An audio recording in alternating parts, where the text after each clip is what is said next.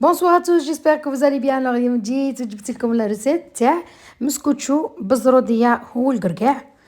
واش نحتاجو 3 حبات بيض وملعقه كبيره لافاني، ونحتاجو 200 غرام سكر حرش، ونحركوهم كامل نطلعوهم حتى يولي لا كولور تاعهم بلون، ونزيدو لهم 150 غرام زيت، ونحتاجو ثاني 2 حبات كبار جزر مبشورين ما يعادل 225 حتى 250 غرام، ونحتاجو 150 غرام جوز، ونحتاجو 200 غرام فرينة وزوج شكاير تاع لا ليفور شيميك، ونخلطو كامل الخليط، وبيان سور تكون الفرينة والخميرة مغاربلين، ونحرك الخليط مليح حتى يتجانس في بعضه،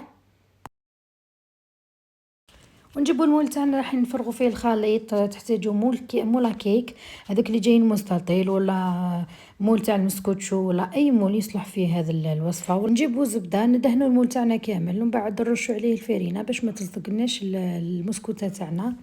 ومن بعد نجيبو الخليط تاعنا اللي كنت قسمته على زوج، درت نص في هذا المول اللي راكم تشوفوا فيه، ودرت النص الاخر في المول عادي تاع المسكوتشو نورمال. خبطتهم مليح باش نخرج هذوك الفقاعات، وحطيتهم في الفور على درجة حرارة 240 درجة. ما حكموليش بزاف الوقت طابو تخي بيان، ونحيتهم من الفور، خليتهم حتى بردوا كامل، بردوا تما بردوا بيان، جاو هشوشين يهبلوا.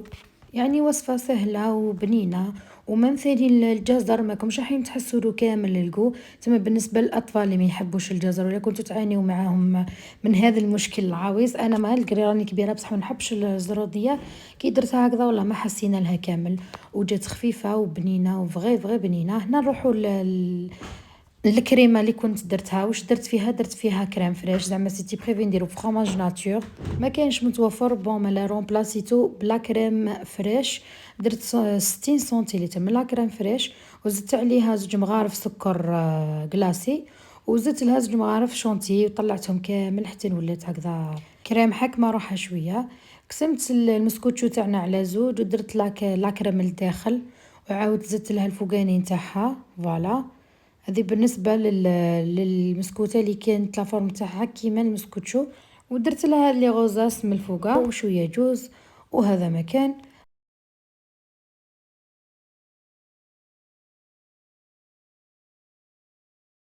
بالنسبه للكيكه الاخرى، درت لها با دو فخوي في الكو تاع التوت، وزدت لها لا كريم من الفوقه، وزوقتها كيما راكم تشوفوا، حاجه سهله، طريقه بسيطه موضحه في الفيديو.